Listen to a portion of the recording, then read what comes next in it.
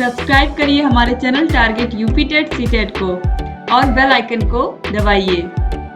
Hello friends, मैं रेनू स्वागत करती हूँ आप सभी भावी अध्यापक एवं अध्यापिकाओं का आपके अपने channel target UP TET CTET में। दोस्तों, आज की इस वीडियो में हम आपके डीएलएड सेकंड सेमेस्टर के साइंस सब्जेक्ट के पेपर को हल करने वाले हैं। तो चलिए स्टार्ट करते हैं क्वेश्चन नंबर 1 से।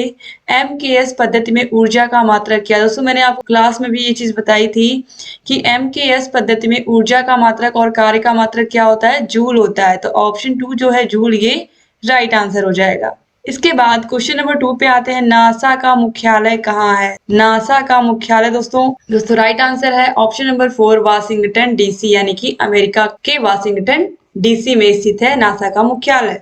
क्वेश्चन नंबर 3 है, निष्क्रिय गैस का इलेक्ट्रॉनिक विन्यास क्या होता है? दोस्तों, निष्क्रिय गैस वे गैसें होती हैं जिनके बाहरी कक्ष में इलेक्ट्रॉनों की संख्या पूरी होती है, कंप्लीट होती है। तो यहाँ पर देखिए ऑप्शन नंबर 3 जो है 2 और 8, ये 2 यहाँ पर देखिए 8 है, इस वजह से यहाँ पर इसका अष्टक कंप्लीट है, यानी कि ये क्या है? निष्क्रिय गैस है। ये किसी और से क्रिया नहीं करेगी क्योंकि इसका अष्टक क्या है? पूरा है। इसके बाद हम आगे बढ़ते हैं क्वेश्चन नंबर 4 पे। जल में घुलनशील विटामिन, जिन भी प्रशिक्षुओं ने ये ट्रिक अपनाई होगी KEDA कीड़ा जल में नहीं घुलता है, तो बचा कौन? बी और सी।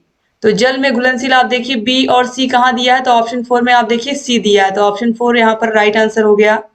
और ये KEDA, ये चारों विटामिन किसमें घुलनशील है? वसा में घुलनशील है। इसके बाद आगे बढ़ेंगे, क्वेश्चन नंबर 5 है, तंत्रिका कोशिकाओं की विशेषता है, ये पुनः निर्मित नहीं होती, इनमें केंद्रक नहीं होता है, इनकी संख्या उम्र के साथ बढ़ती है, या इनका आकार अनिश्चित होता है। दोस्तों, राइट आंसर है ऑप्शन नंबर 1, ये पुनः निर्मित नहीं होती, यानी कि एक बार नष्ट होने के बाद ये पुनः प्राप्त नहीं होती, यानी कि पूरा एक बार अगर ये नष्ट हो गई तो इन्हें पुनः हम प्राप्त नहीं कर सकते हैं। ठीक है, तो इस तरीके से यहाँ पर ऑप्शन 1 जो है ये सही हो जाएगा। अब यहाँ पर अतिलघुत्री क्वेश्चन स्टार्ट हो गया। अतिलघुत्री क्वेश्चन में क्वेश्चन नंबर 6 है, यांत्रिक ऊर्जा कितने प्रकार की होती है? दोस्तों, आप सभी को मैंने बताया है कि जो यांत्रिक ऊर्जा होती है वो 2 प्रकार की होती है। कौन कौन सी? पहली होती है गतिज ऊर्जा और दूसरी होती है स्थितिज ऊर्जा। ठीक है, इसके बाद देखिए क्वेश्चन नंबर 8 है, सौरमंडल के 8 ग्रहों के नाम। कितना आसान सा क्वेश्चन पूछा है। 8 ग्रहों के नाम आपको लिखने हैं, तो आपको सिंपली ऐसे लाइन से लिखना था, बुध, शुक्र, पृथ्वी, मंगल, बृहस्पति, शनि, अरुण और वरुण। इस प्रकार से 8 को आपको लिख देना था और कुछ नहीं, नंबर के अकॉर्डिंग। यहाँ पर देखिए नाम ही पूछा था। इसके बाद फिर है क्वेश्चन नंबर 8, न्यूट्रॉन की खोज किस वैज्ञानिक ने की थी? तो न्यूट्रॉन की खोज ब्रिटिश भौतिक वैज्ञानिक जेम्स चैडविक ने 1931 में की थी। आपको क्या लिखना था? जेम्स चैडविक, बस आपको यही लिखना था। और कब की थी? 1931 में की थी न्यूट्रॉन की खोज। इसके बाद क्वेश्चन नंबर 9 पूछा है, कितना आसान सा प्रश्न पूछा है, जीवाणुओं से होने वाले रोग। मैंने इसको आपको ट्रिक के माध्यम से बताया है। जीवाणुओं से होने वाले रोग में दोस्तों हैजा है, निमोनिया है, तपेदिक है, क्षय रोग यानी कि टीबी है, प्लेग है, ये सब जीवाणुओं से होने वाले रोग है। सिर्फ 2 रोग यहाँ पर पूछा था, तो ये सब आप लिख सकते हो। हैजा लिख सकते हो, इसके अलावा प्लेग लिख सकते हो, इसके अलावा टीबी लिख सकते हो आप। ठीक है, अब आगे बढ़ते हैं क्वेश्चन नंबर 10 पे। वनस्पति कोशिका एवं प्राणी कोशिका में 2 अंतर क्या क्या होता है? दोस्तों, सबसे पहला अंतर तो यही होता है, जो वनस्पति कोशिका होती है इसमें कोशिका भित्ति होती है। क्या होती है? कोशिका भित्ति पाई जाती है। जबकि जंतु कोशिका में यानी कि प्राणी कोशिका में कोशिका भित्ति नहीं पाई जाती। और जो वनस्पति कोशिका होती है यानी कि जो पेड़ पौधों में कोशिका होती है उसमें हरित लवक या क्लोरोफिल पाया जाता है, जिसकी वजह से उसकी पत्तियां क्या होती हैं? हरी होती हैं। जबकि जो जंतु कोशिका होती है उसमें हरित लवक या क्लोरोफिल नहीं पाया जाता है। बस सिर्फ 2 अंतर आपको इस तरीके से लिख देना था। फिर क्वेश्चन नंबर 11 पूछा है, समस्थानिक किसे कहते हैं? दोस्तों, समस्थानिक की परिभाषा में आपको लिखना था कि एक ही तत्व के परमाणु जिनकी परमाणु संख्या समान होती है लेकिन परमाणु भार अलग अलग होता है, उन्हें हम समस्थानिक कहते हैं। जैसे कि हाइड्रोजन के 3 समस्थानिक होते हैं। सबसे पहले प्रोटियम होता है 1H1, फिर इसके बाद दोस्तों होता है ड्यूटेरियम 1H2, फिर होता है ट्राइटिनियम, तो इस तरीके से 1H3। तो आप देख रहे हो कि परमाणु क्रमांक क्या है? तीनों का समान है, लेकिन परमाणु भार क्या है? द्रव्यमान संख्या क्या है? अलग अलग है। तो आप परमाणु क्रमांक समान लेकिन परमाणु द्रव्यमान जो भिन्न भिन्न होता है, यही क्या होता है? यही समस्थानिक होते हैं, इसमें जो परमाणु क्रमांक होता है वो तो समान होता है, लेकिन जो परमाणु भार होता है या द्रव्यमान संख्या ये क्या होती है, अलग अलग होती है। ठीक है, इसी प्रकार हम कार्बन 12, कार्बन 13 और कार्बन 14 देखते हैं दोस्तों।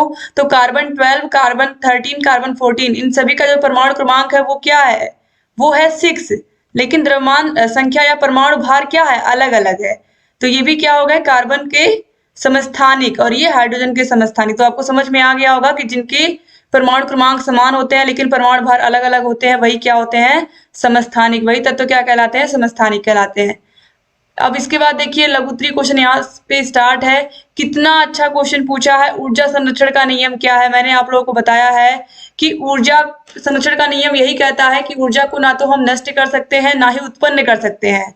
ना तो ऊर्जा को उत्पन्न किया जा सकता है ना ही उसको नष्ट किया जा सकता है। बस एक प्रकार की ऊर्जा को हम दूसरे प्रकार की ऊर्जा में परिवर्तित कर सकते हैं या कन्वर्ट कर सकते हैं। जैसे कि गतिज ऊर्जा को हम स्थितिज ऊर्जा में कन्वर्ट कर सकते हैं, यांत्रिक ऊर्जा को हम प्रकाश ऊर्जा में परिवर्तित कर सकते हैं, या सौर ऊर्जा को हम प्रकाश ऊर्जा में परिवर्तित कर सकते हैं। तो इस प्रकार से एक प्रकार की ऊर्जा को हम दूसरे प्रकार की ऊर्जा में कन्वर्ट कर सकते हैं, परिवर्तित कर सकते हैं, लेकिन ऊर्जा को हम नष्ट नहीं कर सकते हैं। बस हमें यही लिखना था इसमें। अब देखिए इसके बाद क्वेश्चन नंबर 13 पूछा है, ज्वालामुखी क्या है, ये कितने प्रकार के होते हैं, ज्वालामुखी का मानव जीवन पर क्या प्रभाव पड़ता है। बहुत ही आसान सा प्रश्न पूछा है। हालांकि आपको देखने में लग रहा होगा कि ये तो भूगोल का प्रश्न पूछ लिया है, लेकिन ये क्वेश्चन इसका आंसर बहुत ही आसान सा है। दोस्तों ज्वालामुखी प्रायः एक छिद्र या खुला हुआ भाग होता है जिससे होकर पृथ्वी के अत्यंत तप्त भाग से गैस, तरल लावा, जल, चट्टानों के टुकड़े आदि निकलते हैं और ये बहुत ही गर्म होते हैं। बिल्कुल जैसे गर्म लावा होता है, पृथ्वी के अंदर से एकाएक निकलना शुरू हो जाता है छिद्र से,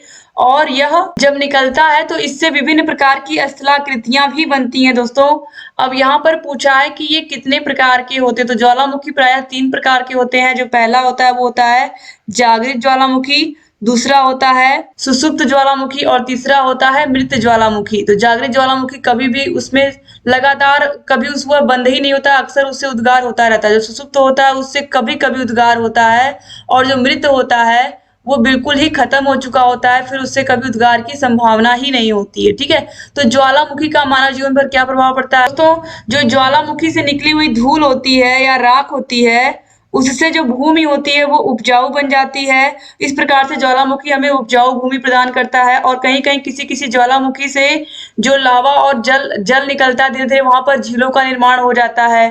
तो वहां पर धीरे धीरे पार्क बन जाता है, वहां पर लोग आने लगते हैं, पर्यटन का स्थल बन जाता है। तो इस तरीके से ज्वालामुखी के फटने के बाद बहुत सारी चीजें आप देखोगे तो पॉजिटिव ही हमको देखने को मिलेंगी।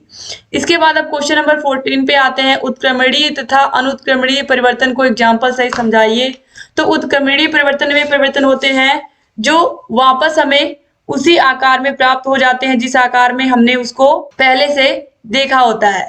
तो वे पदार्थ जो परिवर्तन होने के पश्चात उन्हें पुनः हम पूर्व अवस्था में वापस पा सके तो वे क्या कहलाते हैं, उत्क्रमणीय पदार्थ या उत्क्रमणीय परिवर्तन कहलाते हैं। तो वे परिवर्तन जो एक बार परिवर्तन होने के पश्चात हम पुनः फिर से हम उसी अवस्था में उसे प्राप्त कर सकते हैं।